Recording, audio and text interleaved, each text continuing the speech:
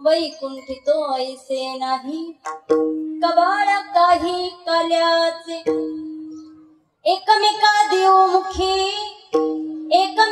देवमुखी सुखी घालू हुंबरी वैकुंठितो ऐसे नाही कवळ काही कल्याचे तुका म्हणे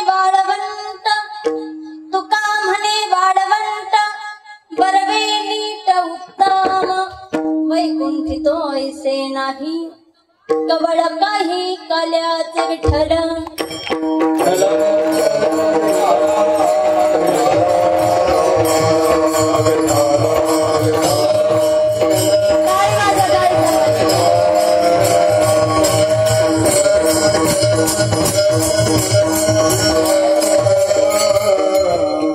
महायोग पीठे तटे भीमरथम वरं पुंडलिकाय दातु मुनीन्द्रै समागत्यतीष्टं समानन्दकन्दं परब्रह्मलिङ्गं भजे पाण्डुरङ्गं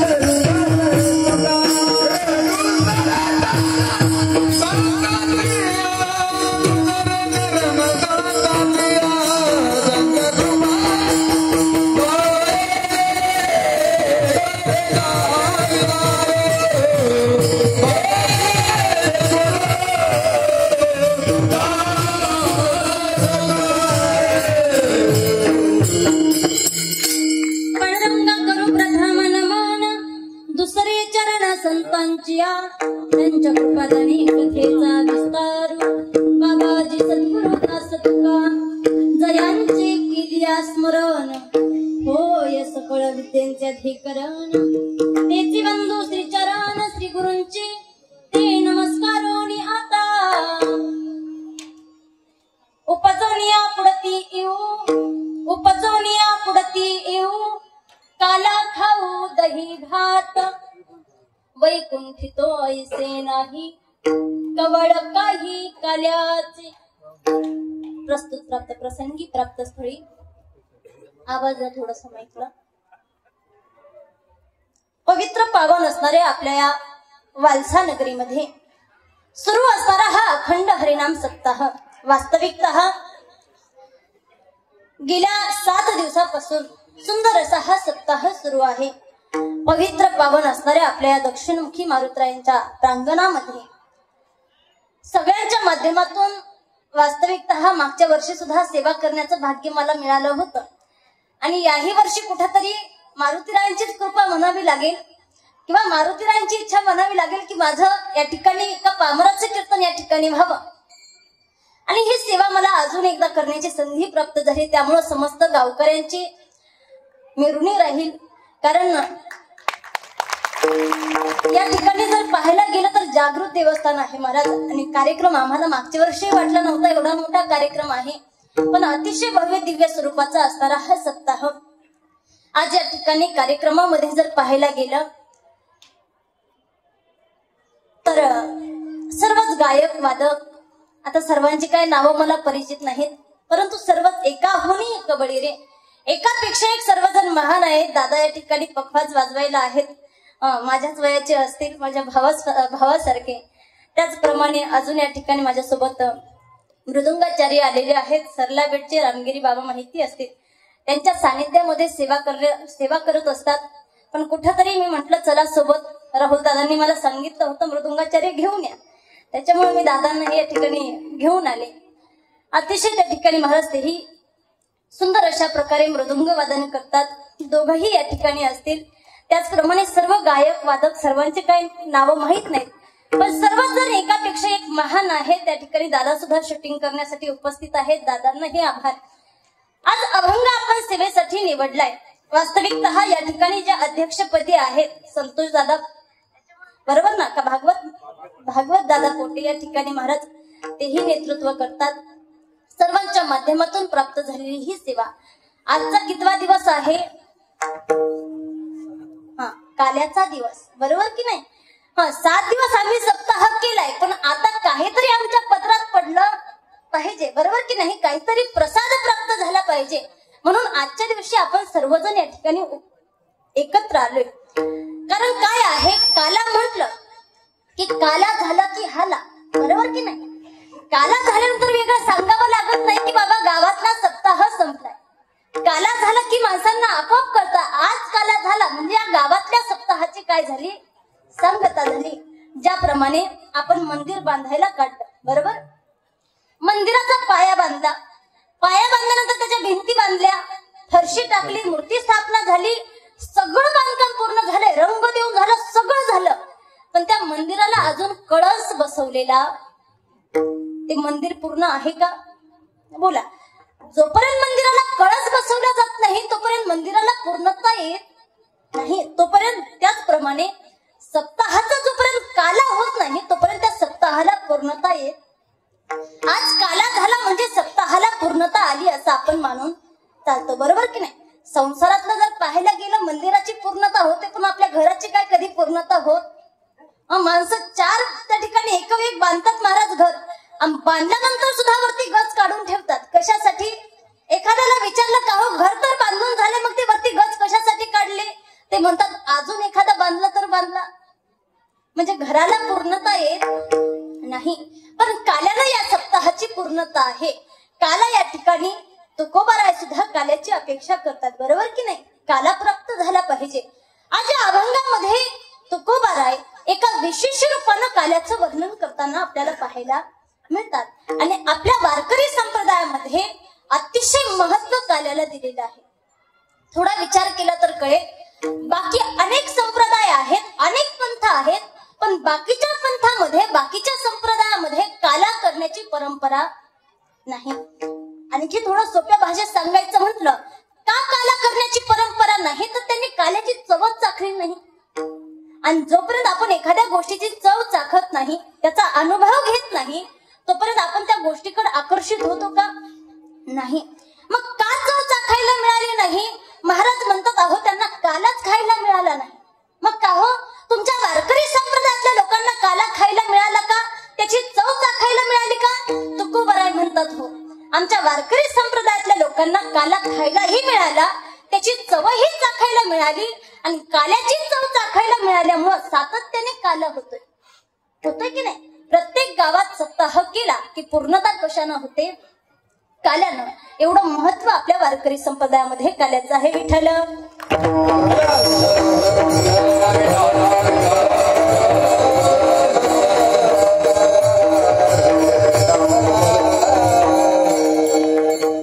या ठिकाणी जर विचार केला तर सगळ्यात पहिला काला कुठं झाला तर सांगितलं जातं यमुना मैयाच्या तटावरती. यमुनेच्या वाळवंटामध्ये ज्या ठिकाणी भगवान श्रीकृष्ण परमात्मा काल्याचे अधिकारी आहेत, बरोबर. भगवान श्रीकृष्ण परमात्मा काल्याचे अधिकारी आहेत आणि भगवान श्रीकृष्ण परमात्म्याच्या माध्यमामधून समस्त त्या ठिकाणी गोपाळांना काय खायला मिळाला, काला खायला मिळाला.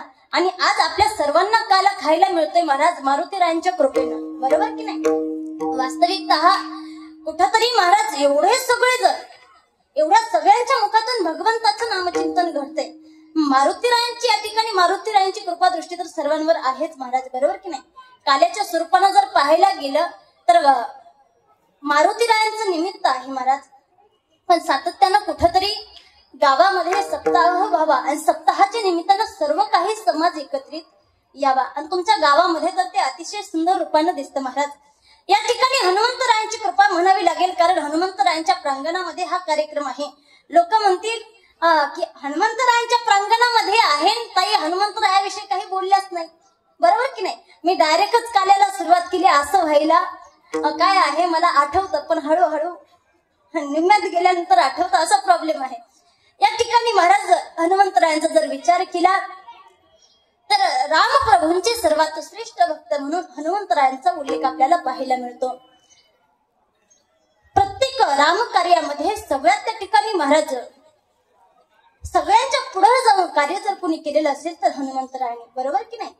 ज्या वेळेला भगवान परमात्मा वनवासामध्ये जात असताना ज्या वेळेला पहिल्यांदा रामप्रभूंची आणि हनुमानजींची भेट झाली होती त्यावेळेला हनुमानजींचा आनंद गगनात मावत नव्हता महाराज. हनुमानजींना एवढा आनंद झाला, हनुमानजींनी ज्या वेळेला रामप्रभूंचं नाव विचारलं, ब्राह्मणाचा वेश धारण करून गेलते का, कोण आहेत हे दोन क्षत्रिय वनामध्ये फिरतायत आणि कोण आहेत हे विचारण्यासाठी सुग्रीवानी पाठवलं होतं महाराज. बाली आणि सुग्रीव दोघं भाऊ, सुग्रीवानी पाठवलं होतं कोण दोन बालक आहेत विचारपूस करून या.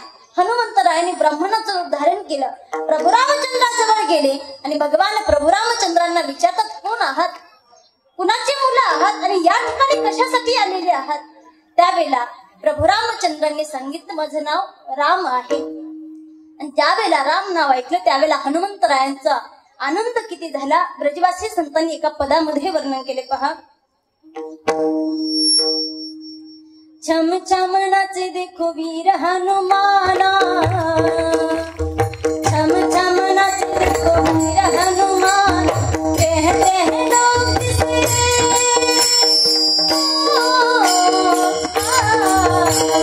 कहते हैं लोग किसे राम का दीवाना,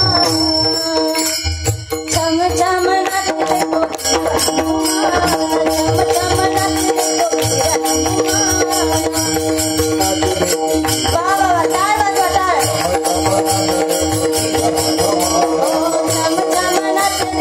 वीर हनुमान, छम छम नाचे देखो वीर हनुमान. सर्वांनी टाळी वाजवायची. जय हो, हरी बोल, पाठी वाजवा सर्वांनी.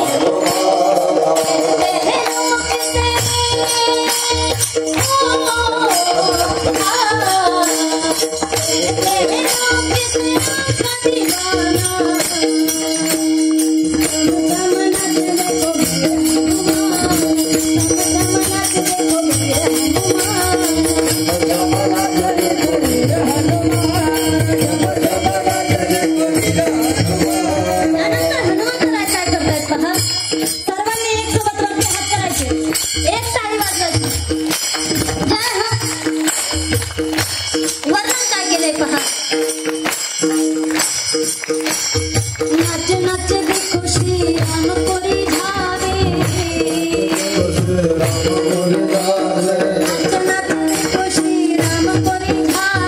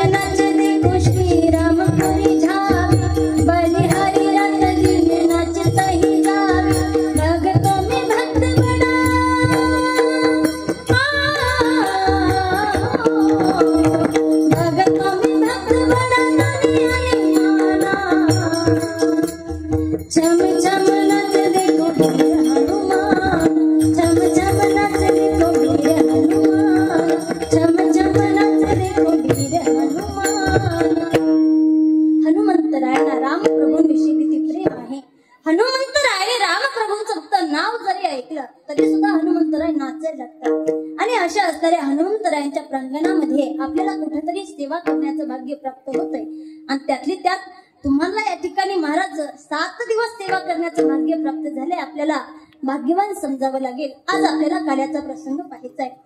काल्याच्या प्रसंगामध्ये पहिला काला कुणी केला, कुणी सांगितलं ना मी तुम्हाला. एक लक्षात ठेवायचं, कीर्तन करताना माझा स्वभाव असा आहे, मी कीर्तनामध्ये कुठला प्रश्न कुठे विचारेल काही सांगता येईल.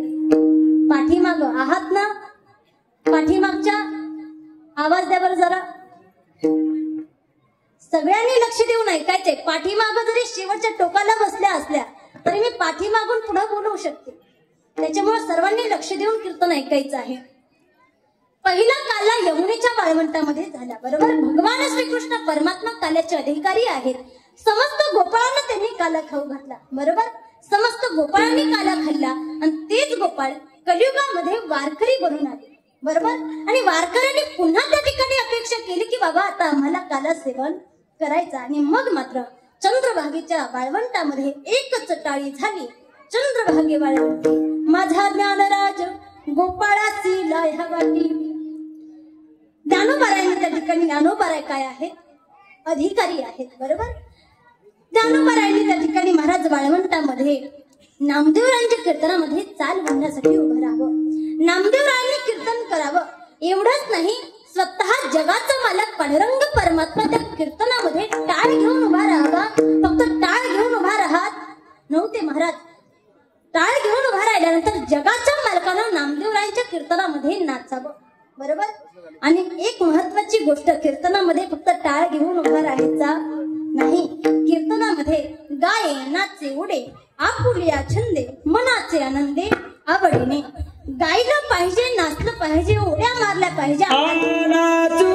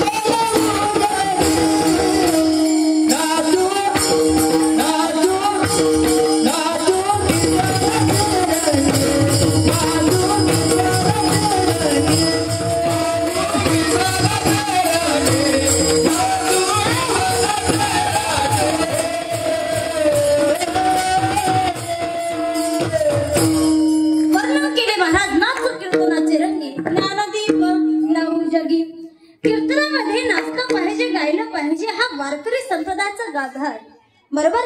जगाच्या मालकानं नामदेवरायांच्या कीर्तनामध्ये नाचावं. किती देव नाचले.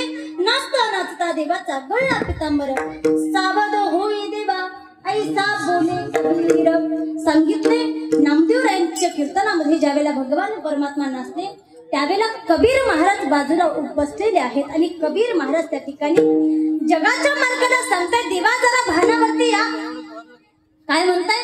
देवा जरा भानावरती या. अहो किती नाचावं माणसानं. जगाच्या मालकानं सांगितलं कबीर महाराज जरा शांत बसा म्हणे कीर्तन सुरू आहे. कबीर महाराज म्हणतात देवा कीर्तनामध्ये बोलायचं नसतं हे जरी खरं असलं तर कीर्तनामध्ये मग काय नागवं नाचायचं असतं.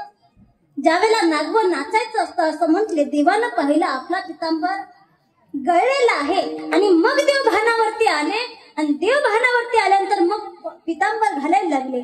जनाबाई आई साहेब समोर बसलेल्या होत्या. जनाबाईनं ज्ञानोबारायांना म्हणावं ज्ञानोबाराय देव पितांबर घालतात तोपर्यंत तुम्ही काय करा एक चाल म्हणा. आणि मग मात्र ज्ञानोबारायांनी चाल म्हणावी आणि पुन्हा त्या ठिकाणी पितांबर घालून जगाच्या मालकानं कमराला उपरणं बांधावं आणि पुन्हा कीर्तनामध्ये उभं राहावं. आणि मग अशा प्रकारे नामदेवरायांनी त्या ठिकाणी काल्याचं कीर्तन करावं. पहिला काला झाला चंद्रभागेच्या वाळवंटामध्ये. बरोबर. आणि वाळवंटामध्ये काला समस्त वारकऱ्यांनी खाल्ला आणि समस्त वारकऱ्यांना काल्याची चव चाखायला मिळाली. विठ्ठल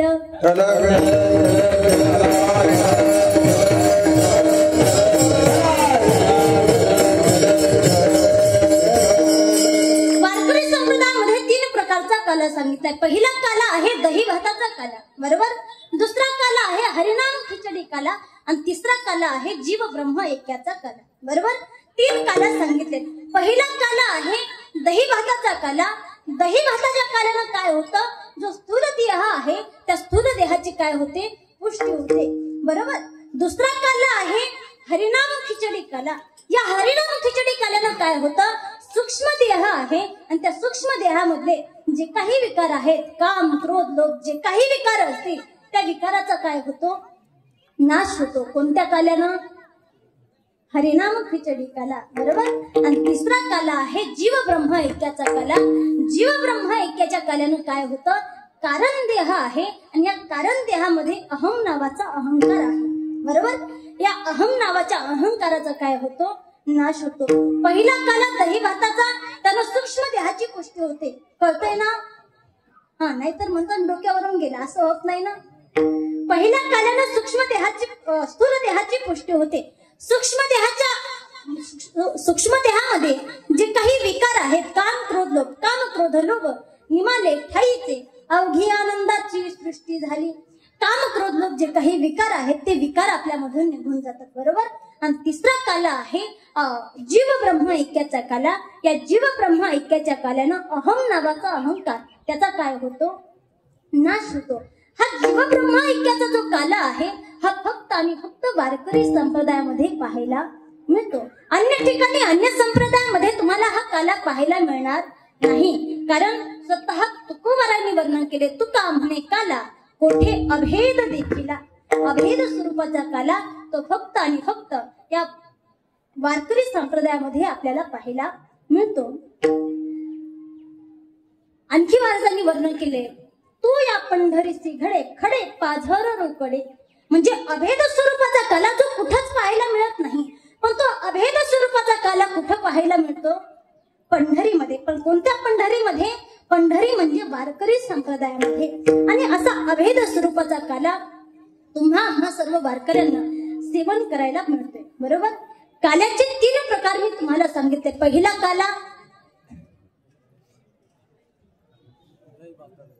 काला कोणता दही भाताचा. दुसरा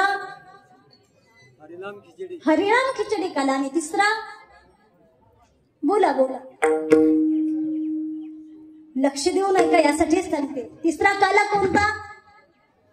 पहिला काला दही भाताचा. दुसरा हरिनाम खिचडी काला आणि तिसरा जीव ब्रह्म ऐक्याचा काला. आलं लक्षात. कोणता जीव ब्रह्म ऐक्याचा काला. बघा विचार करा काला म्हणजे काय. वारकरी संप्रदायामध्ये हे 3 प्रकारचे काला सांगितले. पण व्यवहारिक जीवनामध्ये जरी विचार केला तर व्यवहारिक जीवनामधला काला प्रत्येकाला माहिती आहे की नाही. आता ज्यांना दात नसतील त्यांना तर नक्कीच माहिती असेल, माहिती आहे की नाही? ज्यांना दात नाहीत त्यांच्याकडे तोच पर्याय असतो महाराज, काला केल्याशिवाय खाताच येत नाही, जेवणच करता येत नाही. का दातानं चावत नाही, मग हातानंच बारीक करायचं मग खायचं, बरोबर की नाही? ज्या वेळेला दोन पदार्थ एकत्र येतात त्यावेळेला त्याला काय काय नाव प्राप्त होतं? काला. आमटी भाकरीचा काला, दूध भाकरीचा काला. ज्या वेळेला दूध भाकरीमध्ये मिसळतं त्यावेळेला दूध हे नाव जातं, भाकर हे नाव जातं आणि त्याला नाव प्राप्त होतं काला, बरोबर? आमटी ज्या वेळेला भाकरीमध्ये मिसळते आमटी हे नाव जातं, त्यानंतर भाकर हे नाव जातं त्याला नाव प्राप्त होतं काला. अगदी त्याप्रमाणे एक आहे जीव आणि दुसरा आहे शिव. जीव ज्या वेळेला शिवामध्ये त्या ठिकाणी शिवरूप होऊन जातो त्यावेळेला जीव जीव राहत नाही, तो ब्रह्मरूप होतो, बरोबर की नाही? आणि असा अभेद स्वरूपाचा काला कुठं पाहायला मिळतो? वारकरी संप्रदायामध्ये. कुठं? वारकरी संप्रदायामध्ये.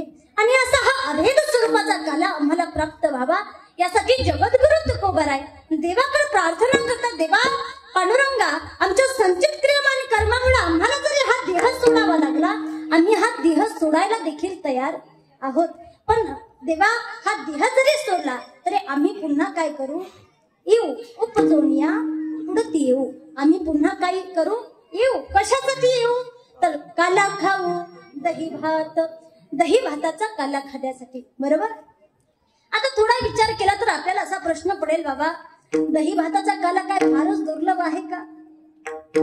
बोला, आपल्या घरामध्ये आता आपल्याला इच्छा झाली, दही उपलब्ध असेल, भात टाकला, झाला दही भाताचा काला.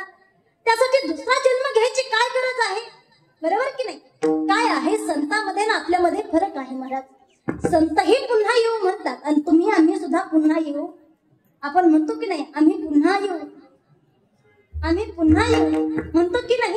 पण तुमच्या आमच्या येण्यामध्ये, संतांच्या येण्यामध्ये फरक आहे. आपण म्हणतो आम्ही पुन्हा येऊ पण त्याचा काटाच काढू, म्हणतो की नाही?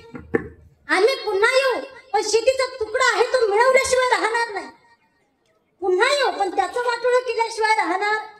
हे तुमच्या आमचे विचार आहेत, पण संतांचे हे विचार आहेत का? नाही. संत म्हणतात आम्ही पुन्हा येऊ, पण कशासाठी? काला खाऊ, दही भात, दही भाताचा काला खाण्यासाठी आम्ही पुन्हा येऊ. या ठिकाणी आणखी विचार करा महाराज. पहा, माणसाला सुख जर प्राप्त होत असेल तर तो दुःख भोगायला तयार आहे, कारण जन्म घ्यायचा म्हणजे गर्भवासाचं दुःख सहन करावं लागेल, बरोबर की नाही? आणि गर्भवासाचं दुःख काय सोपं आहे का महाराज? नाही. अनंत यात्रा त्या गर्भवासाच्या दुःखामध्ये आहेत. जन्म घेताना तेवढा गर्भवासाचं दुःख सहन करायचं, पण एक गोष्ट लक्षात ठेवायची, सुख प्राप्त होत असेल माणूस दुःख सहन करायला सुद्धा तयार. तुम्ही आम्ही सर्वजण दुःख सहन करतो, कशामुळं? पुरुष मंडळी बोला, कशामुळं? पुढं सुख भेटेल या आशेनं, की बाबा आता नाही तर 4 दिवसानं का होईल आमच्या सुखाचे दिवस येतील, म्हणून अर्धा आयुष्य संसारामध्ये दुःख भोगण्यात गेलंय की नाही? आता उपयोग आहे का पश्चाताप करून? नाही. गेलेलं आयुष्य येणार आहे का? नाही. तुम्हा आम्हाला पश्चाताप होतो, पण कधी? ज्या वेळेला संपूर्ण आयुष्य निघून जाईल, बरोबर? तुम्ही आम्ही सर्वजण पुन्हा त्या ठिकाणी सुख मिळेल, यापुढे सुख मिळेल, यापुढे सुख मिळेल या भावनेनं दुःख सहन करतो. तुकोबाराय म्हणतात आम्ही देखील दुःख सहन करायला तयार आहोत. कशासाठी दुःख सहन करणार आहोत? तर आम्हाला तो अभेद स्वरूपाचा काला खाण्यासाठी मिळणार आहे. का? तर हा काला वैकुंठामध्ये सुद्धा कसा आहे? दुर्लभ आहे. वैकुंठितो ऐसे नाही कवळ काही काल्याचे. वैकुंठामध्ये सुद्धा तो काला कसा आहे? दुर्लभ आहे. मग आता साधारण तुम्हा आम्हा प्रत्येकाला असा प्रश्न पडेल, का हो तुकोबाराय तुम्ही म्हणता वैकुंठामध्ये काला दुर्लभ आहे, मग तुम्ही वैकुंठात गेले होते का? बरोबर की नाही? आता इथं बसून तर आपल्याला सांगता येणार नाही वैकुंठात काला दुर्लभ आहे म्हणून. त्यासाठी आपल्याला काय करावं लागेल? वैकुंठामध्ये जावं लागेल. तुकोबाराय म्हणतात बाबांनो आम्ही तुम्हाला सांगतोय याचं कारण असं आहे, आम्ही वैकुंठामधूनच आलोय, आम्ही वैकुंठवासी आलो याच कारणाशी वर्णन केलंय. आम्ही वैकुंठामधून आलोय आणि वैकुंठामधून आल्यामुळं आम्हाला माहिती आहे हा जो काही काल्याचा आनंद आहे, हरिनाम भजनाचा हा जो आनंद आहे, कीर्तनाचा जो काही आनंद आहे, हा फक्त या वारकरी संप्रदायामध्ये आहे, हा फक्त या मृत्यू लोकांमध्ये आहे. कारण महाराजांनी आणखी एका ठिकाणी वर्णन केले, वैकुंठी जाऊन काय बाग करावे, उगाच बैसावे मौन रूप. वैकुंठात जाऊन काय करायचं म्हणे, त्या ठिकाणी काहीच नाही. का, या ठिकाणी लक्ष द्या. संतांना कळले वैकुंठामध्ये काहीच नाही आणि तुम्हा आम्हाला कळेल नाही, आणि त्याच्यामुळं कळलं नाही म्हणून आपण काय करतो महाराज, एखादा माणूस गेला की त्याच्या समोर वैकुंठवासी ही पदवी लावून टाकतो. एखादा माणूस गेला की त्याच्या समोर स्वर्गवासी पदवी लावून टाकतो. का, आपल्याला माहितच नाही वैकुंठामध्ये काय आहे आणि काय नाही. पण संतांना कळलंय वैकुंठामध्ये काय आहे आणि काय नाही. आणि म्हणून संत त्या ठिकाणी म्हणतात, या काल्याचा आनंद घेण्यासाठी आम्ही पुन्हा या ठिकाणी येऊ आणि पुन्हा येऊन त्या काल्याचा काय करू, आनंद घेऊ. आता दही भाताचा काला नेमकी म्हणायचं कशाला, लक्ष द्या. दही भाताचा काला बघा, दही आणि भात एकत्र केल्यानंतर कोणती चव लागणार आहे तुम्हाला सांगता येईल का?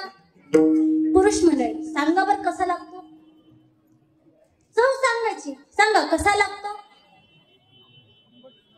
दही भात काल्याची या ठिकाणी जर आपल्याला चव चाखायची असेल तर अगोदर आपल्याला काय करावं लागेल, खावा लागेल.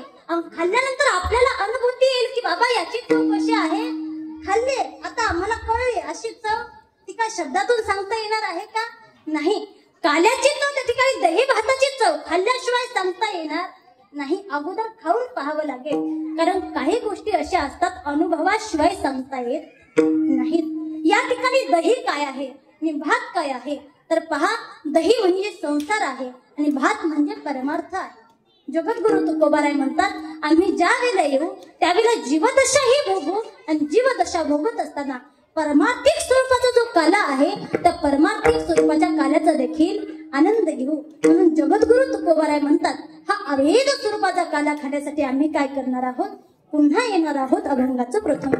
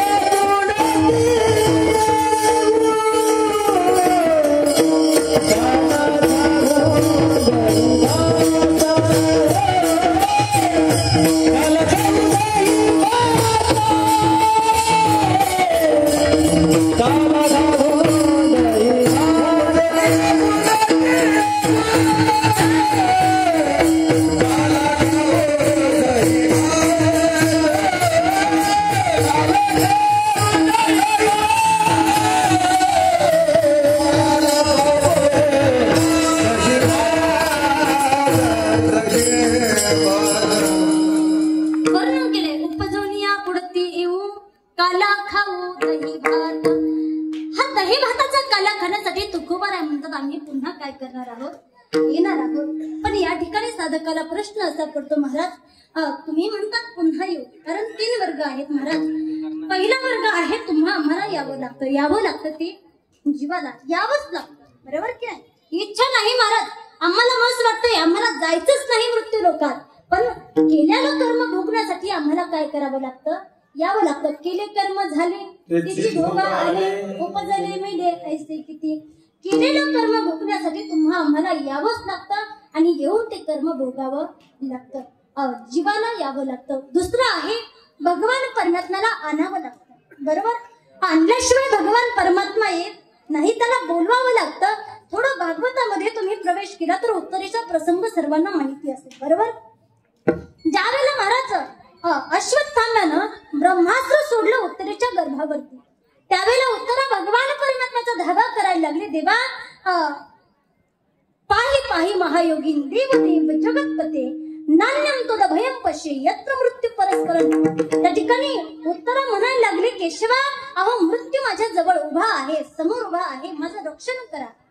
आता हा अश्वत्थाम्यानं सोडलेलं ब्रह्मास्त्र येईल आणि माझ्या गर्भाचा त्या ठिकाणी काय करेल, नाश करेल. तुम्ही यावं आणि माझं रक्षण करावं. जगाच्या मालकानं उत्तरेला सांगितलं, उत्तरा अगं प्रत्येक वेळी तुमच्यावर संकट यावं, प्रत्येक वेळी आम्ही तुमचा रक्षण करावं असं काही नियम नाही म्हणे. अगं तुझे शास्त्रे आहेत त्यांना सांग, रक्षण करण्यासाठी आम्ही तुझं रक्षण करणार नाही. भगवान परमात्मा उत्तरेची परीक्षा पाहत होते. पण उत्तरा म्हणायला लागली, देवा मला बाकीच्या लोकांकडून अपेक्षा नाही, मला अपेक्षा आहे तुझ्याकडून, तू माझं रक्षण करावं. आणि मग मात्र ती उत्तरा सांगते, देवा मी मेले याचं मला काही वाटत नाही, पण माझ्या उदरामध्ये जो गर्भ वाटतोय त्या गर्भाचं रक्षण व्हावं, फक्त एवढी इच्छा आहे. उत्तरेने देवाला बोलावलं आणि बोलावल्यानंतर देवाला, याचं कारण देवाला बोलवावं लागतं. बोलवल्याशिवाय देव येत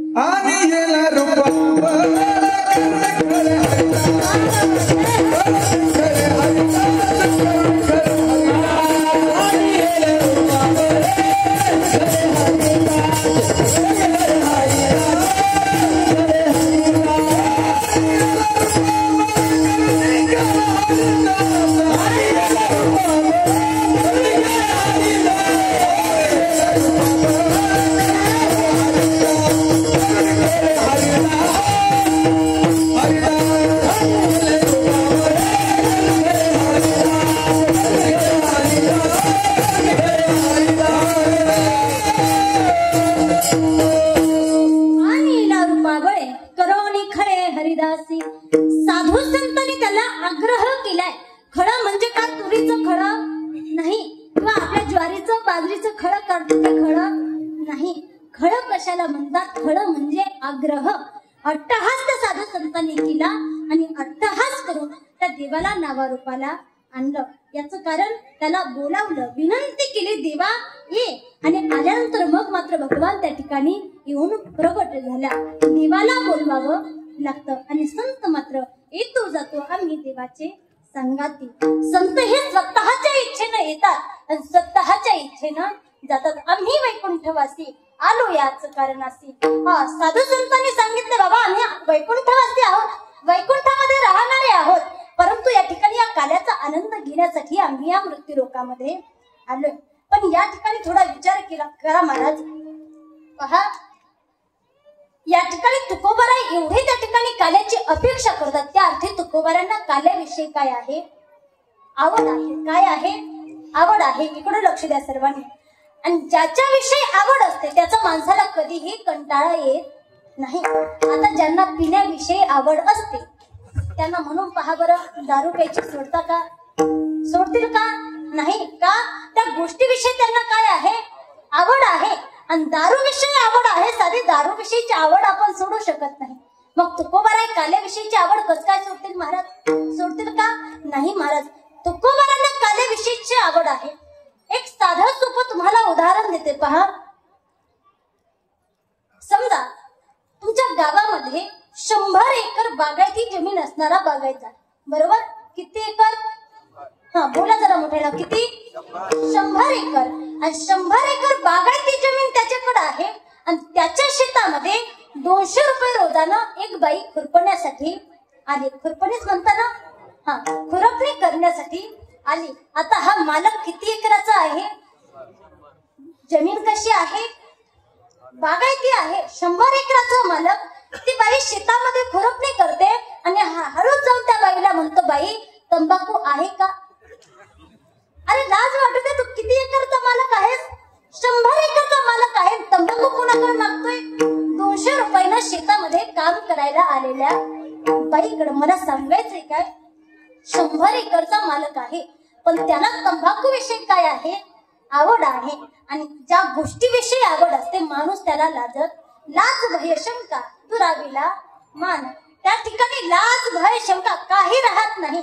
आणि आणखी प्रमाण त्या ठिकाणी महाराज देतात, आवडीचे ठपडे तयाची अनुसरे पुढे पुढे. सांगितलंय ज्या ठिकाणी माणसाची आवड जोडल्या जाते महाराज त्यालाच अनुसरून त्याचे पुढचे कार्य होत असतात. तसं तुकोबारांना या ठिकाणी तुका म्हणे लोका सुखला सुख वितो तुका. सांगितलंय तुकोबारा त्या ठिकाणी काय करतात? स्वतःला तर काल्याची आवड आहेच आहे, पण त्याबरोबर लोकांना सुद्धा काल्याची आवड काय करून देत आहेत? निर्माण करून देत आहेत महाराज. तुकोबारांना त्या काल्याविषयी काय आहे? आवड आहे. मग साधकांनी प्रश्न केला, का हो तुकोबारा काल्याविषयी तुम्हाला आवड आहे, तुम्ही असं म्हणता, मग हा काला वैकुंठामध्ये नाही का? तुकोबारा म्हणतात, हा काला वैकुंठामध्ये नाही. आणि वैकुंठामध्ये नाही म्हणून या मृत्यू मृत्यू लोकामध्ये आलोय अभंगाचं द्वितीय.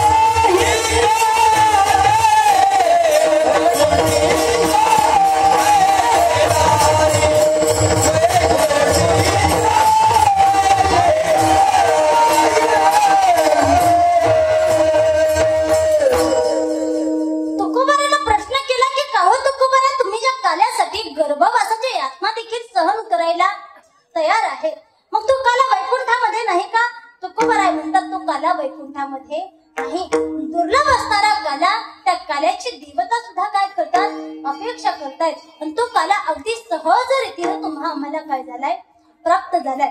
मग त्या ठिकाणी आणखी प्रश्न करतात, तुकोबाराय ठीक आहे, तुम्ही म्हणता पुन्हा येऊ कशासाठी, दही भाताचा काला खाण्यासाठी, बरोबर. दही भाताचा काला खाण्यासाठी तुम्ही येताय आणि तुम्ही सांगता की हा काला वैकुंठामध्ये कसा आहे, दुर्लभ आहे, वैकुंठामध्ये हा काला प्राप्त होत नाही, म्हणून तुम्ही या ठिकाणी या मृत्यू लोकामध्ये येताय ठीक आहे. पण आल्यानंतर एकटा काला खाणार आहात का तुम्ही.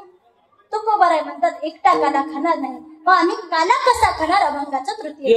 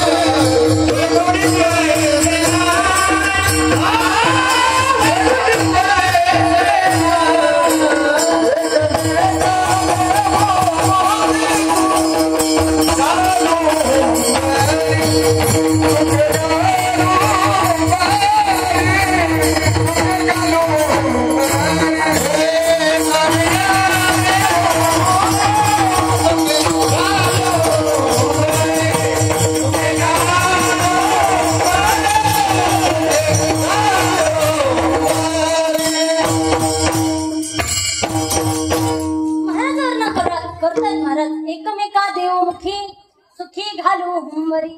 बाबांना हा काला काय आम्ही फक्त एकटा खाणार नाही, प्रत्येकाला एकमेकांना देऊन तो काला खाणार. आता साधा सरळ महिला मंडळीने सर्वांनी लक्ष द्या. मला सांगा, चोरून खाण्यामध्ये मजा आहे की सगळ्यांना देऊन खाण्यात मजा आहे. मग चोरून का खात असता. सासू बाहेर गेली की पातेलं घेतात, पातेल्यामध्ये बेसन पीठ, बरोबर की नाही. पाठीमागच्या, बरोबर की नाही. पातेल्यामध्ये काय टाकता, बेसन पीठ, त्याच्यानंतर कांदा कापता, बरोबर. हळूहळू उत्तर देता येत. त्याच्यानंतर काय करता, त्याच्यामध्ये थोडीशी हळद टाकता, बरोबर, ओवा टाकता, मिरची टाकता आणि सगळं व्यवस्थित मिश्रण करून त्याचे काय तयार करता, जरा मोठ्यानं भजे तयार करता. आणि आता भीती असतेच महाराज, इकडून सासू येते काय, तिकडून सासू येते काय, इकडं तिकडं पाहत पाहत तुम्ही काय करता, भजे खाता. खाता की नाही. मग हो कस काय म्हटल्या? बरं जाऊ द्या, खाल्ले तर खाल्ले. आजपासून या मंडपामध्ये बसल्यानंतर सर्वांनी शपथ घ्यायची, आजपासून भजे खाणार. घेताय ना? आजपासून भजे चोरून खाणार. म्हणजे आतापर्यंत खात होते. चोरून खाण्यात मजा आहे की सगळ्यांना देऊन खाण्यात मजा आहे? सगळ्यांना देऊन खाण्यात. तुकोबाराय म्हणतात, हा काला सुद्धा आम्ही एकटे खाणार नाही, सगळ्यांना देऊन खाणार आहे. मग साधकांनी प्रश्न केला, का हो तुकोबाराय, ठीक आहे तुम्ही पुन्हा येणार म्हणता, दही भाताचा काला खाणार म्हणता, आणि दही भाताचा काला खाल्ल्यानंतर वैकुंठामध्ये दुर्लभ आहे हेही आम्हाला कळलं. एकमेकांना देऊन खाणार म्हणता, पण तुम्ही एखादी जागा निश्चित केलेली असेल ना, की बाबा या ठिकाणी आम्ही तो काला करायचा. तुकोबाराय म्हणतात, जागा देखील निश्चित केली. अभंगाचं शेवटचं चरण.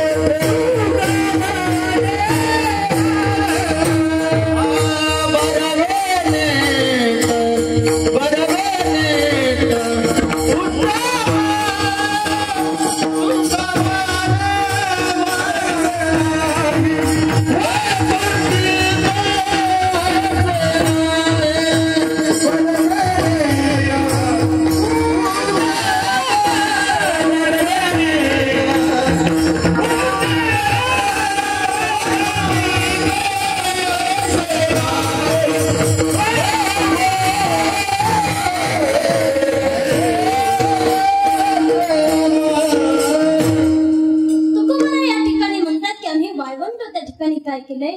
निश्चित केलंय. तुका आम्ही वाळवंट बरवे नीट उत्तम. ते कसं आहे? बरव आहे, नीट आहे आणि कसं आहे? उत्तम आहे. आता या ठिकाणी पहा, पहिल्यापासून लक्ष द्या. तुकोबारा या ठिकाणी एवढं जन्म मरणाचं संकट, मृत्यूला सामोरं जायचे, पुन्हा गर्भवासाचं दुःख बघून जन्माला यायचे, बरोबर की नाही? तुकोबारांना प्रश्न केलाय, का हो एवढं सगळं दुःख भोगायला तुम्ही तयार आहात? थोडा विचार केला शास्त्राच्या दृष्टीने तर पहा, ज्यावेळेला फायदा लाभ मोठा होतो त्यावेळेला छोटं दुःख काय होत असतं? वजा होत असतं, बरोबर की नाही? मोठा लाभ झाला, छोटं दुःख काय होतं? वजा होतं. आता या ठिकाणी मला सांगा, दादा तुमचं नाव काय आहे? प्रल्हाद दादा.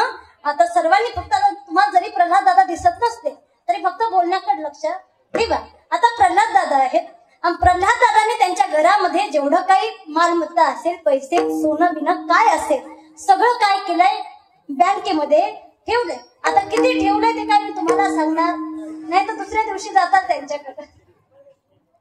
सगळं काही बँकेमध्ये ठेवलंय, पण आता त्यांनी काही 15 अशा गुलाबी नोटा त्यांनी आपल्या कपाटामध्ये ठेवल्या. 15 गुलाबी नोटा म्हणजे किती रुपये? 20 ची नोट नाही आठवत. तुमचं आमच्यासारखं झालंय मला. किती?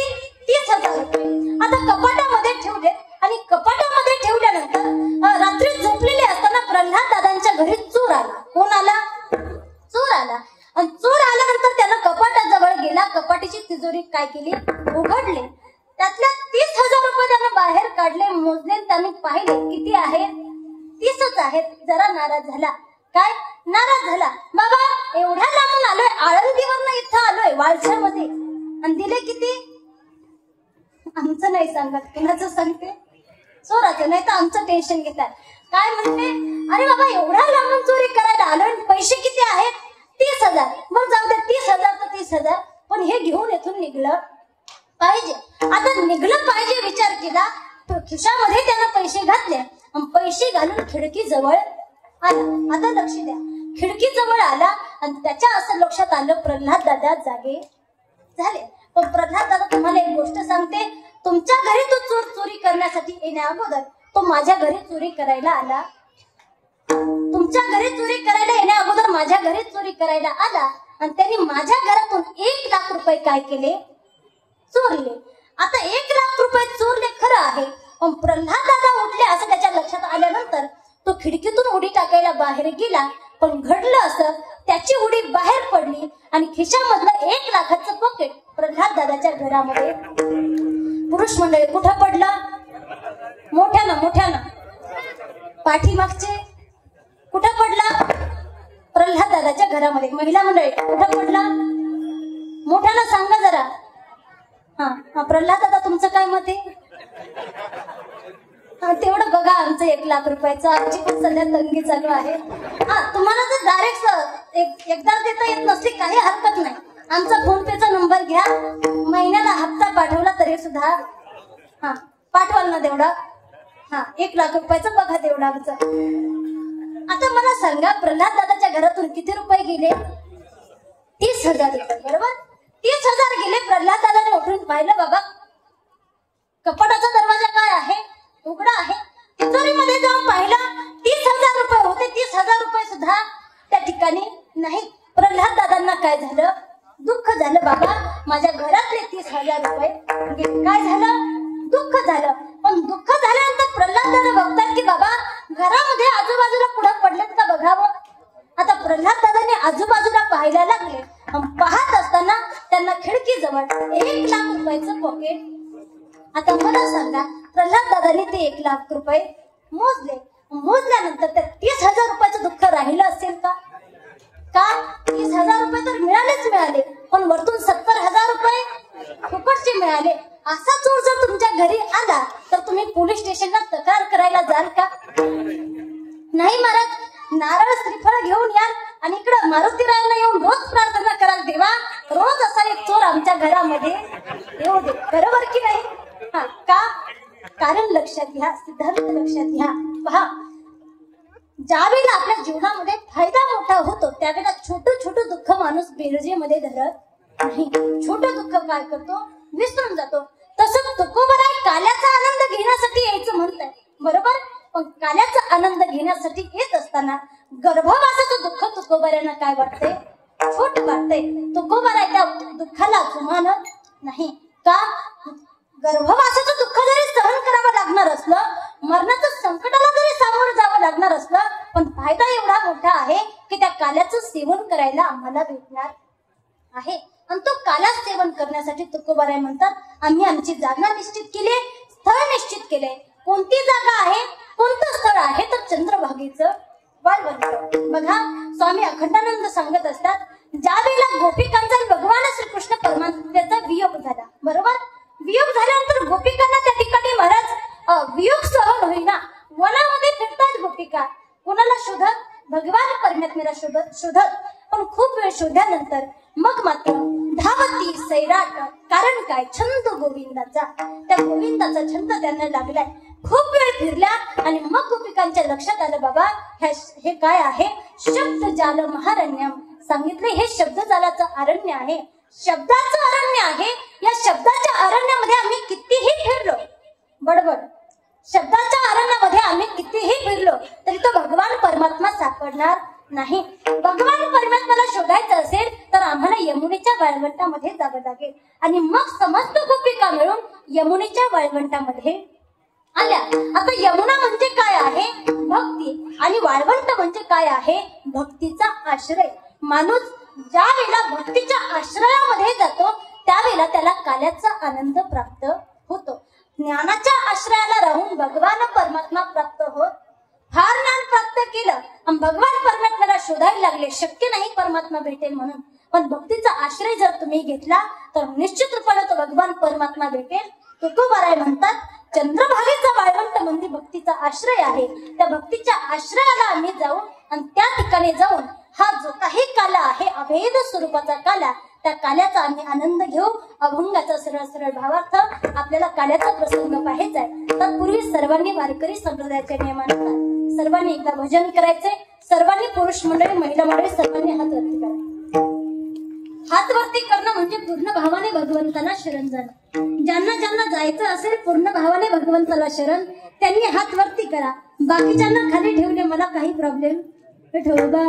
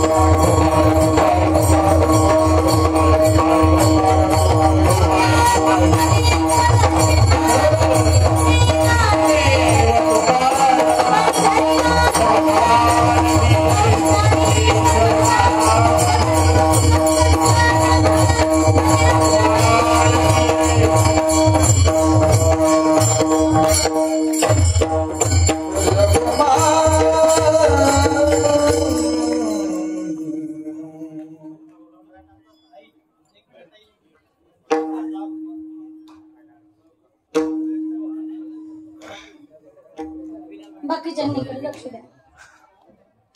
या ठिकाणी महाराज अभंगाचा सरळ सरळ भावार्थ आपण जमेल त्या भाषेमध्ये पाहिला. आता उरलेल्या वेळामध्ये आपल्या सर्वांना आनंद कशाचा घ्यायचा आहे? काल्याच्या प्रसंगाचा. कारण काल्याचं कीर्तन म्हटलं तर चरित्र ते उच्चारावे केले देवे गोकुळी. भगवान परमात्म्यानं गोकुळामध्ये जे काही चरित्र केले त्या चरित्राचं वर्णन या ठिकाणी आपल्याला करायचं आहे. सर्वांना त्या ठिकाणी माहिती आहे भगवान परमात्म्याच्या बालपणापासूनच्या लीला. भगवंताने बालपणापासून लीला करायला सुरुवात केली, बरोबर की नाही? भगवान परमात्म्याने लीला करत असताना पहा, ज्यावेळेला कारागृहामध्ये भगवान परमात्मा प्रगट झाले, कारागृहामध्ये भगवान परमात्मा प्रगट झाल्यानंतर देवकी मातेला त्या ठिकाणी वाटायला लागलं महाराज की बाबा एवढा मोठा अष्टवर्षाची मूर्ती आपल्या समोर प्रगट झाली, बरोबर की नाही? अष्टवर्षाची मूर्ती प्रगट झाली. देवकी मातेला वाटायला लागलं बाबा लहान लेकरू भावा, लहानपणी बाळाचा जो काही आईला आनंद असतो तो आनंद मला घ्यायचाय, पण हे लेकरू डायरेक्ट कसं झालं? 8 वर्षाचं. देवकी माता बोलायला लागली अरे असं कुठं बाळ असतं का? म्हणे कोण तुला माझा मुलगा म्हणेल? भगवंताने सांगितलं माते काही गोष्टी सांगण्यासाठी मी या ठिकाणी काय झाले 8 वर्षाची मूर्ती धारण केली. म्हणजे बालपणापासूनच्या लीला सुरू झाल्या. आणि मग भगवंताने सांगितलं ज्यावेळेला मी लहान होईल त्यावेळेला मला या ठिकाणी ठेवू.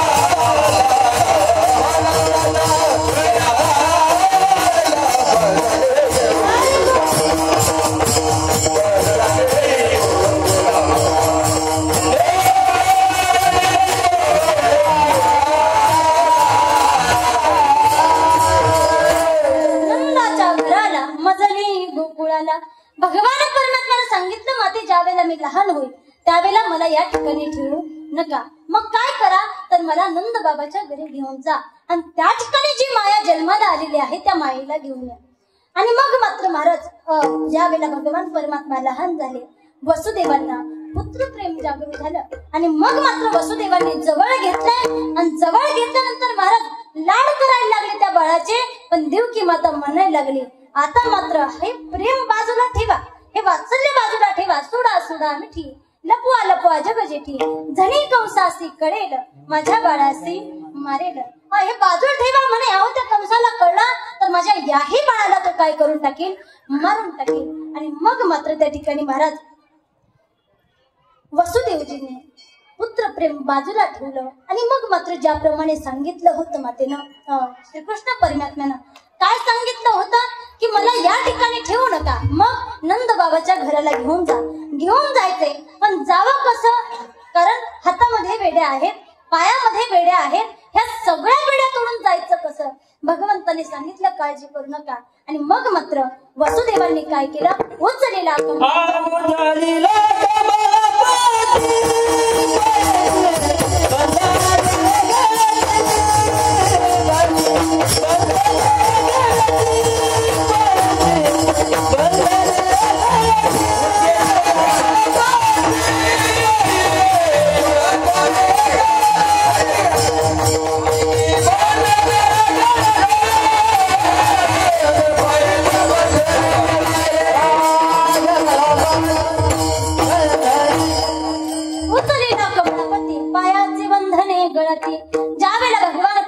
उचलून डोक्यावर घेतलं आणि उचलून डोक्यावर घेतल्यानंतर मग मात्र त्या ठिकाणी जेवढे काही बंधन होते सगळे काही बंधन गळून गेले. पण या ठिकाणी पहा, व्यवहारिक जीवनामध्ये जरी आपण विचार केला आपल्याला अनेक बंधन आहेत, संसाराचे बंधन आहेत, अनेकही वेगवेगळे बंधन आपल्या जीवनामध्ये आहेत. पण ज्या वेळेला त्या भगवान परमात्म्याला आपण पूर्ण भावाने शरण जाणार आहोत, त्या भगवान परमात्म्याला उचलून डोक्यावर घेणं म्हणजे काय, एकनिष्ठतेने त्या भगवान परमात्म्याची भक्ती करणार आहोत, त्यावेळेला तो भगवान परमात्मा सुद्धा आपल्याला डोक्यावर घेऊन मिरवल्याशिवाय राहणार. आणि लक्षात ठेवा, एकदा देवाला डोक्यावर घेतलं की या समाजाला डोक्यावर घेऊन नाचायची गरज पडत नाही, या लोकांचे तळवे चाटायची गरज पडत नाही. फक्त त्या भगवान परमात्म्याला आपण आपलंसं करून घेतलं पाहिजे. ज्या वेळेला त्या ठिकाणी महाराज टोपलीमध्ये घातलं, घेऊन जायला लागले.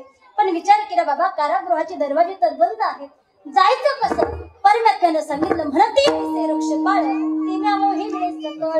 सगळे काही रक्षपाळनी काय केले, झोपी लावले, मायेचं आवरण टाकून सगळ्यांना झोपी लावलं. आणि मग मात्र वसुदेवजी टोपलीमध्ये कन्हैयाला घालून निघालेत कुठं, गोकुळाला, बरोबर की नाही, नंद बाबाच्या वाड्याकडे. आणि मग मात्र जात असताना यमुनेला भरती आली महाराज.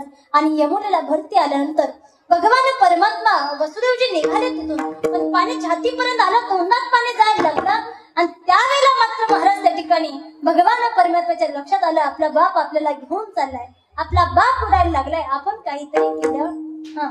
हे झालं भगवान श्रीकृष्ण परमात्म्याच्या बाबतीतलं. पण आपल्याही बाबतीत आपण सुद्धा विचार करावा, आपल्यासाठी कष्ट करता करता आपला सुद्धा बाप काय चाललाय, म्हणून चाललाय. या सर्व दुःखाच्या याच्या खाली आपण आपल्या बापाला सुद्धा याच्यातून भगवान श्रीकृष्णाने वरती काढलं, तसं आपण काढलं पाहिजे, बरोबर की नाही. आणि मग या ठिकाणी महाराज भगवान परमात्म्यानं काय केलं, आपला अंगुष्ठा बाहेर काढला आणि त्या ठिकाणी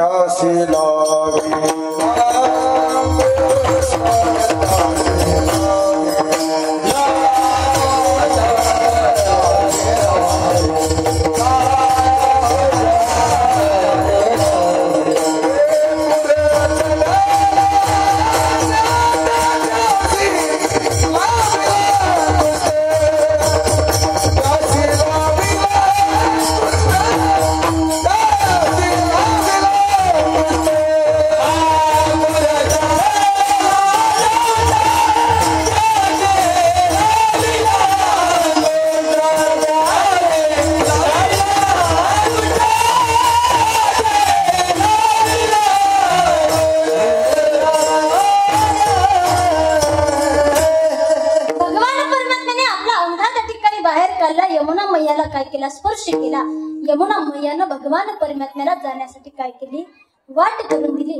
आणि मग मात्र महाराज वसुदेवजी नंद बाबाच्या वाड्यामध्ये जातात. माया त्या ठिकाणी जन्माला आलेली आहे, त्या मायेला उचलतात, भगवान श्रीकृष्ण परमात्म्याला त्या ठिकाणी ठेवतात आणि पुन्हा वापस निघून येतात.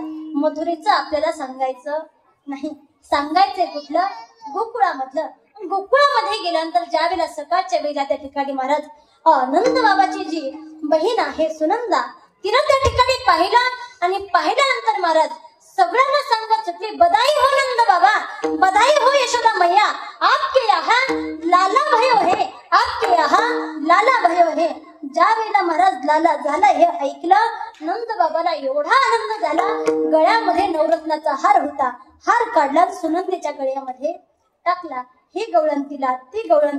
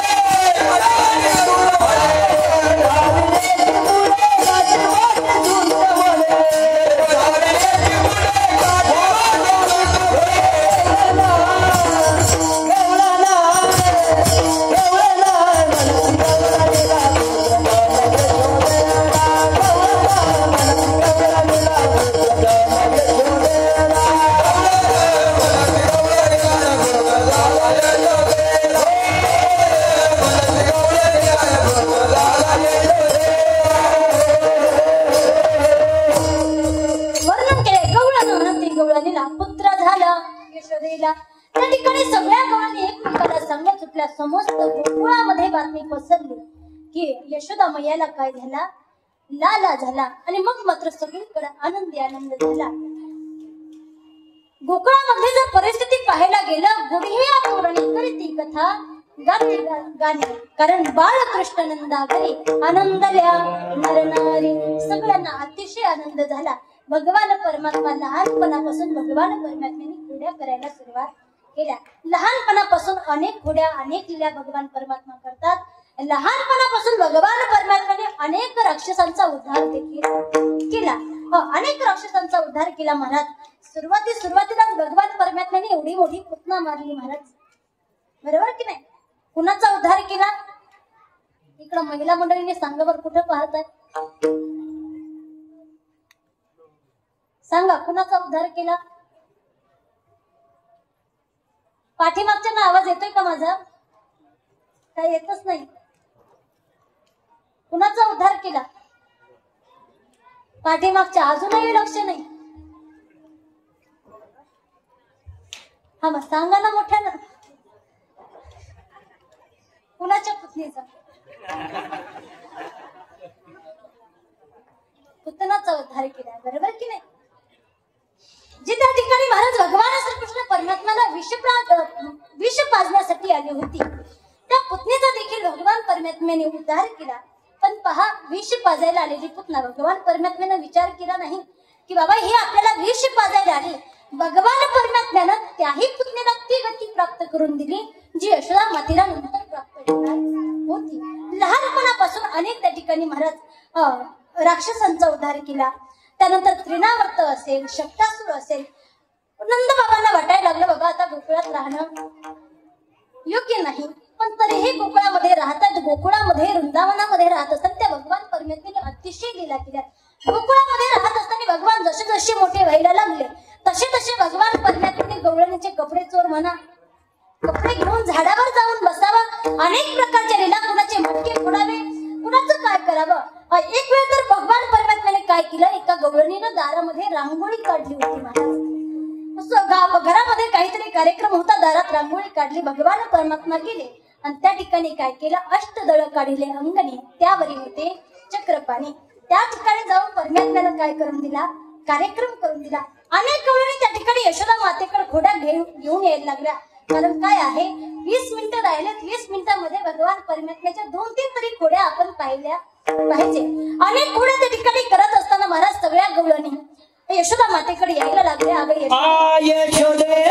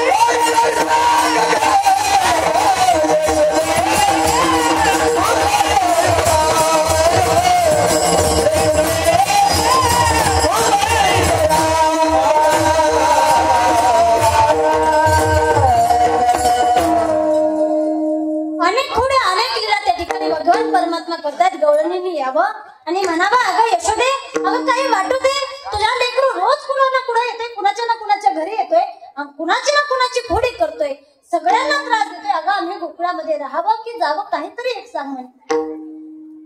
यशोदा मातानी कन्हैयाकडे पाहिलं. कन्हैयाला विचारलं, कन्हैया तू दुसऱ्यांच्या घरी चोऱ्या करतो, दुसऱ्यांना त्रास देतो. कन्हैयानं खाली मान घातली, बारीक तोंड केलं. बारीक तोंड केल्यानंतर आईला म्हणायला लागला, आई तुला मी असा वाटतो. आता असं म्हटल्यानंतर आईला काय वाटेल महाराज? लहान लेकराचा स्वभाव असतो, कितीही भांडणं करून येऊ द्या, घरी कुणाचं गाराणं आलं की ते फक्त आईला एवढंच म्हणतं, आई मी तुला असा वाटतो. आईला काय वाटतं? माझ्या लेकरासारखं गुणी लेकरू दुसरं कुणी नाही. बरोबर की नाही? यशोदा मातेनं पाहिलं, कन्हैयानं तोंड फुगवलंय, डोळ्यामध्ये पाणी आहे महाराज. आणि मग यशोदा माता म्हणायला लागली, अगं तुम्हीच माझ्या कन्हैयाच्या खोड्या करता, तुम्हीच गाराने घेऊन येता. माझं बाळ कसं आहे? बाळ सगुण गुणाचे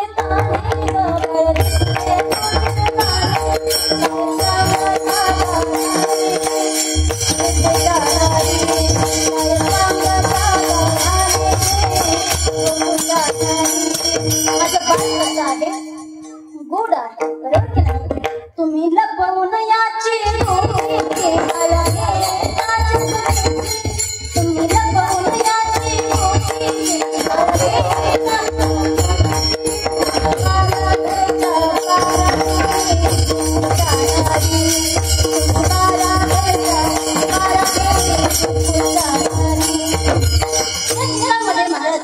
एकदम सरळ सरळ जरी त्या ठिकाणी मला लाईनी येत नसल्या, पण या गीतामध्ये त्या ठिकाणी सगळं काही यशोदा मातेनं वर्णन केले. सांगितलं, अगं तुम्ही मोठा ढालबाजा आहात, तुम्ही घोड्या घेऊन या ठिकाणी येता, पण तुम्ही माझ्या कन्हैयाची काय करता? खोडी काढता. मला माहिती आहे या गवळणींना यशोदा मातेने असं तसं करून वापस पाठवलं. आणि वापस गेल्यानंतर वाटेने जात असताना एक गवळण भेटली महाराज, पण ती उभ्या कानाची होती. कशी? अशी गवळण होती महाराज, तिच्या बोलण्यानं घरातला नवरा एखाद्या झाडाला आई लागावी तसा वाळून गेला होता महाराज. आता हिनं काय केलं? विचारलं गवळणीला, का ग काय झालं म्हणे, कुठे गेला होता? ती म्हटली, काय सांगावं? सगळ्या गवळणी सांगायला लागल्या, नंद बाबाच्या वाड्यामध्ये गेलो होतो, यशोदाकडे गेलो, ते यशोदेला सांगायला लागलाय, अगं यशोदे तुझ्या मुलाने फार सगळ्यांना त्रास द्यायला सुरुवात केलाय, प्रत्येकाच्या घरी यावं, प्रत्येकाच्या घरी चोरी करावी, अगं तुझ्या कन्हैयाला काहीतरी समजावून सांग. ती गवळण म्हटली, मग गेल्या होत्या काय म्हटली यशोदा? काही नाही बाई, ते आम्हालाच काही नाही ते बोलायला लागली. ही म्हटली, असं कसं बोलली? चला म्हणे मी पाहते. आता ही उभ्या कानाचीच होती महाराज. ही गेली आणि गेल्यानंतर यशोदा मातेला आवाज दिला, यशोदे बाहेर ये म्हणे. यशोदा माता म्हटली, आताच 12-13 जणी येऊन गेल्या, आता हे कोण आली? आता ती गवळण आली. यशोदा माता म्हटली, का ग बाई काय झालं? कशाला एवढी ओरडायला लागली? ती म्हणाली, असं कसं काय झालं? अगं तुम्ही राजाचे लेकरं झाले, राजाची बायको झाली, राजाची मुलं झाली म्हणून कसंही वागायचं, कुणाला काहीही बोलायचं? अगं आम्हालाही लेकरं आहेत, तुझ्या लेकराने आमच्या घरी येऊन खोड्या करावी, आमच्या लेकराने खोडी केली तर किती बोलली असती, तुझ्या लेकराला तू दाखवत नाही. यशोदा माता म्हणायला लागली, अगं झालं काय?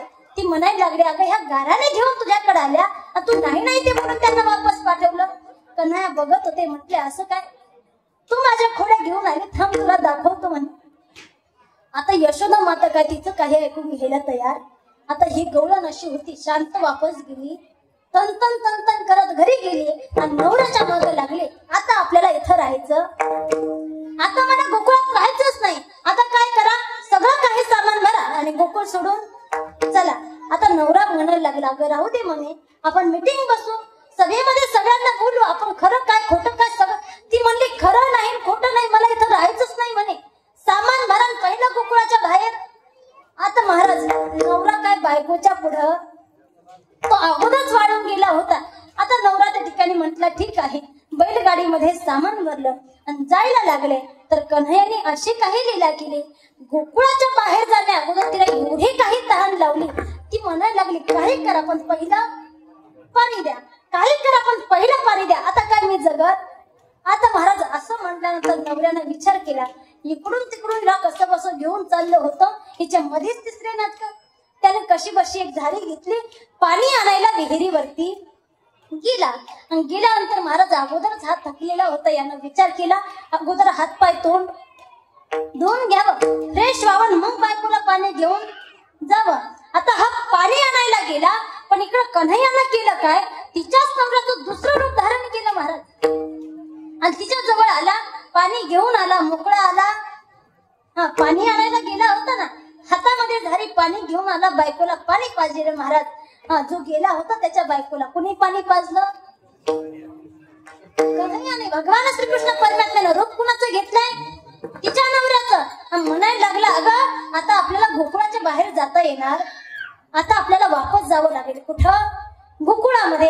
का, काय झालं, तो म्हणायला लागला काय सांगावं, पुढे भूतच भूत दिसायला लागत. अगं या गावात सगळे लोक एकासारखे एक दिसतात, आता मी पाणी आणायला गेलो त्या ठिकाणी माझ्यासारखंच एक भूत आहे म्हणे, माझ्यासारखंच भूत आहे, माझ्यासारखंच दिसतंय, आपल्याला इथं थांबून चालणार नाही. ती म्हटली मग करावं काय लागेल, म्हणे मी गाडी वळवतो पटकन इथून निघावं. आता महाराज ही गवळण म्हटली ठीक आहे म्हणे, पुढे भूतांच्या नादी लागण्यापेक्षा इथून मागं निघलेला बरं. आता गाडी घेऊन मागं जायला निघले, बिचारा कसं बसं पाणी घेऊन विहिरीच्या वरती आलं आणि याला पाहिलं आपली बायको दुसरं कुणीतरी घेऊन. आता महाराज कसं बसं पळत पळत आलं, मोठ्यानं आवाज यायला लागला, अरे कोण आहेस तू, बायको माझी आहे, गाडी माझी आहे, बैल माझी आहे, तर कुठं चालला. कन्हैया म्हणायला लागले बघ तुला सांगितलं होतं माझ्यासारखा दिसतोय, माझ्यासारखा बोलतोय, बघ ते भूत बोलतोय म्हणे. आता तो कसा बसा जवळ आला, गाडीतल्या श्रीकृष्ण परमात्म्यानं जे रूप घेतलं होतं तिच्या नवऱ्याचं खाली ओढलं, दोघात भांडण लागले. कन्हैया त्याला म्हणायला लागले बाबा तुम्हाला खाली ओढलं खरं आहे, पण दोघात तिसऱ्याचा लाभ नक्की होणार. मग कन्हैयानं काय केलं, तिच्याच नवऱ्याचं तिसरं रूप धारण केलं आणि तिसरं रूप धारण करून कुठं बसला, गाडीमध्ये, गाडी घेऊन निघाला. आता हे तिघ सुद्धा पुढे आले नंद बाबाच्या वाड्यामध्ये आणि नंद बाबाच्या वाड्यामध्ये आल्यानंतर प्रत्येक जण म्हणायला लागलं बायको माझी आहे, दुसऱ्यानं म्हणाव बायको माझी आहे आणि तिसऱ्यानं पुन्हा म्हणाव बायको. हा तिघांनी म्हणाव बैल कुणाचे आहे, माझे आहेत, बायको माझी आहे, गाडी माझी आहे. नंद बाबाला कळालं नेमकी बायको कुणाची, गाडी कुणाची, बैल कुणाची.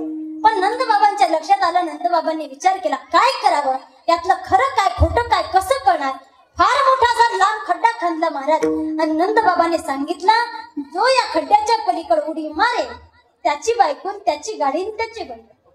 आता महाराज जे खोटे होते त्यांना काय विचार करावा लागतोय, त्यांनी या कडेला उभा राहिले, पटकन पलीकडल्या कडेला उडी घेतली, दोघांनीही उडी घेतली.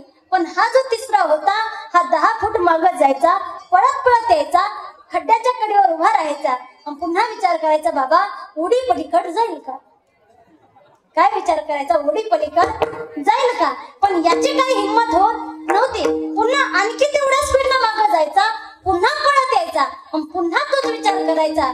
यानं विचार केला, डोक्याला हात लावले, खाली बसला, म्हटलं हे काय आपल्याच्यानं शक्य का. त्यानं विचार केला इकडून तिकडून हिंमत करावी, उडी टाकायला जावी, उडी जर खड्ड्याच्या मध्ये पडली हातपाय मोडल्याशिवाय राहणार नाही.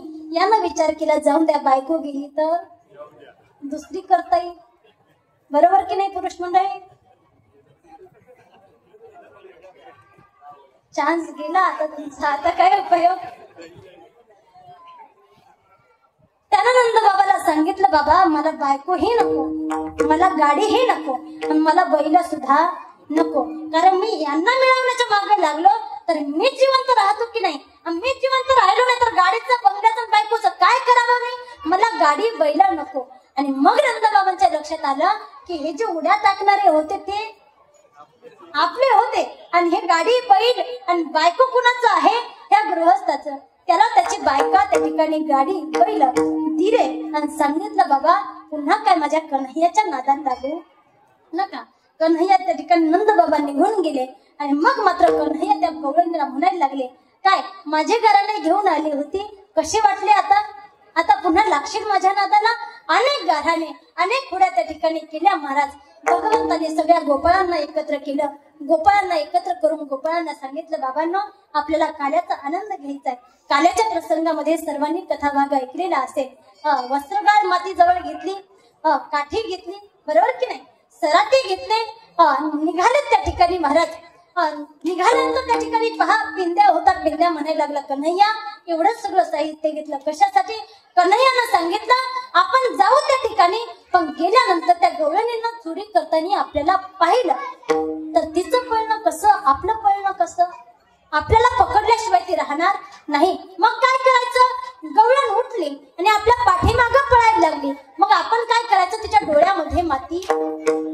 आता हा पेंद्या म्हटला ती चष्मा लावून आली, मग झोपताना चष्मा लावूनच झोपता का तुम्ही, नाही ना. चष्मा लावून आली, मग कन्हैयानं सांगितलं पुढचा उपाय आहे, चष्मा लावून आली तर तिच्या समोर सराटे फेकायचे. पेंद्या पुन्हा म्हटला ती चप्पल घालून आली, मग आता तुम्ही चप्पल चष्मा घालूनच झोपता का. समजा तुमच्या घरी जर चोर आला तर तुम्ही म्हणता का बघू दे माझी चप्पल, मग चोराला बघते, अगोदर चोराच्या पाठीमाग पळता, बरोबर की नाही. कन्हैयाने पेंद्याला फार समजावून सांगितलं. पेंद्याने ऐकलं, सगळेजण गेले. कन्हैयानं सांगितलं डोळे बंद करा, मी आतमध्ये घेऊन जातो, आतमध्ये जाण्याचा मंत्र मला येतो. आणि सगळ्या गोपाळांना डोळे बंद केले. कन्हैया सगळ्या गोपाळांना आत घेऊन गेले. सगळ्यांना दही दूध तूप लोणी सगळं काही पोटभर खाऊ घातलं. आणि खाऊ घातल्यानंतर त्या ठिकाणी मधुमंगल नावाचा एक गोपाळ होता. तो म्हटला, कन्हैया एवढ्या अट्टहासाने एवढ्या सायासाने आम्हाला खाऊ घातलं, तुला देखील खावं. पण आता गोपाळ काय शहाणे नव्हते. कन्हैयाने अगोदरच सांगितलं होतं, बाबांनो काय तुम्हाला जर दही दूध तूप लोणी खायचं असेल तर याल तरी या रे लागे, अवघे माझ्या आला तर काय होईल, आजी देतो पोट भरी, पुरे म्हणाल तो वरी. आणखी पण येत असताना एक नियम पाळा, हळूहळू चला, कोणी कोणाशी न बोला. सांगितलं येत असताना कुणी कोणासोबत बोलायचं नाही, गडबड गोंधळ करायचा नाही. पण गोपाळांनी करायचं तेच केलं महाराज. गडबड गोंधळ केला, गवळण जागी झाली. आणि जागी झाल्यानंतर कन्हैयानं पाहिलं आणि कन्हैयानं सांगितलं, गोपाळांना डोळे बंद करा. आता पेंद्यानं केले असतील का. पेंद्या म्हटलं, हा काय स्वतःला शहाणा समजतो. येताना म्हटलं डोळे बंद करा, मंत्र येतोय आत घेऊन जातो, आता म्हणतोय मंत्र येतो बाहेर घेऊन जातो, आता मी डोळे बंद करणार. एक काम करतो, अर्धेच डोळे बंद करतो, पाहतो कन्हैया कोणता मंत्र म्हणतो. कशासाठी लक्षात आलं तुमच्या. आपल्या गावामध्ये मंडळ असतात की नाही, पण मंडळामध्ये असे काही मंडळ असतात, ती मंडळामध्ये राहतात आणि स्वतःच वेगळं मंडळ तयार. पेंद्यानं विचार तोच केला, आपण मंडळामध्ये आहोत पण मंत्र माहित करून घेऊ आणि पुढच्या वेळेस आपलं स्वतःच मंडळ तयार करू. कशाला कन्हैयाच्या सोबत जायचं. अर्धे डोळे झाकले, सगळे गोपाळ बाहेर आले, पण पेंद्या मात्र अर्धा स्लॅबच्या खाली, अर्धा स्लॅबच्या गवळण आली पूजेचं ताट घेऊन. मस्त त्याच्यामध्ये हळदी कुंकू, एक पाण्याचा तांब्या, फुलं, साखर, अगरबत्ती, बरोबर की नाही, असंच ठेवलं असेल ना. चोराची अशीच पूजा करताना आल्यानंतर आली महाराज, पायावर पाणी टाकलं, हळदी कुंकू लावले, साखर ठेवली, फुलं ठेवले, दर्शन घेतलं, आरती केली. येताना लांबलचक काठी घेऊन आली होती महाराज. तिनं पेंद्याचे पाय खाली पाहिलं, एवढा मारला पेंद्याला, एवढा मारला. पेंद्या म्हणायला लागला, कन्हैया एकदा चुकी केली पुन्हा चुकी करणार, एवढ्या वेळेस मला काय कर, वाचव. आणि मग मात्र कन्हैयानं त्या पेंद्याला त्या ठिकाणाहून वाचवलं. अनेक लीला अनेक घोड्या त्या ठिकाणी केल्या. सगळेजण गाण्याने घेऊन यशोदा मातेकडे जायला लागले. आता यशोदा मातेने सांगितलं, कन्हैया फार तुझ्या घोड्या झाल्या, फार लीला झाला, आता मात्र तू या ठिकाणी थांबायचं नाही. मग काय करायचंय? छोट्या छोट्या गाया घ्या आणि छोट्या छोट्या गाया घेऊन तुम्ही सर्वजण अरे तुम्ही गाया घेऊन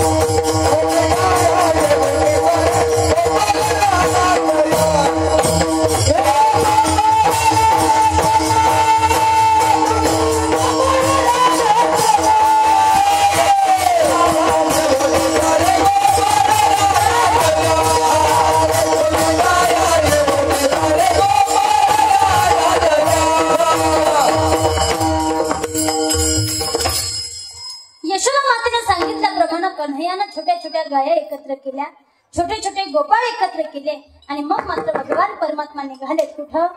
वनामध्ये जाण्यासाठी. पहा वर्णन केलेलं आहे. छोटी छोटी गैया छोटे छोटे गाल, छोटी छोटी गैया छोटे छोटे गाल, छोटो सो मेरो मदना गोपाल, छोटो सो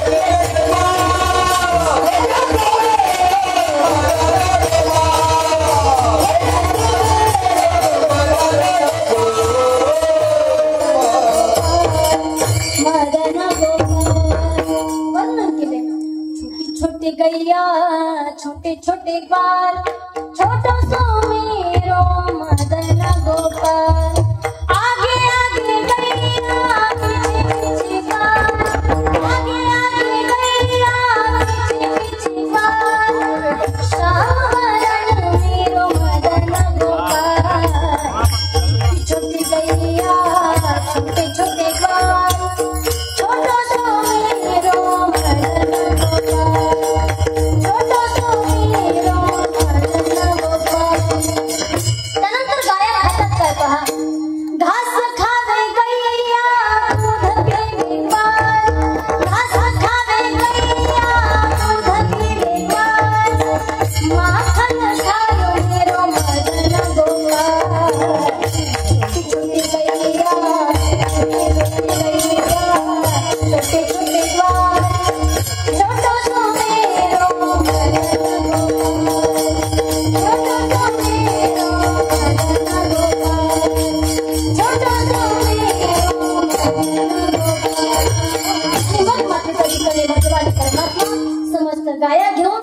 समस्त गोपाळ घेऊन कुठे जातात? वनामध्ये गेल्यानंतर सुद्धा भगवान परमात्मा अघासूर बकासूर अनेक त्या ठिकाणी राक्षसांचा काय करतात? उद्धार करतात. आणि त्यानंतर भगवान परमात्मा वनामध्ये अनेक प्रकारचे खेळ खेळतात.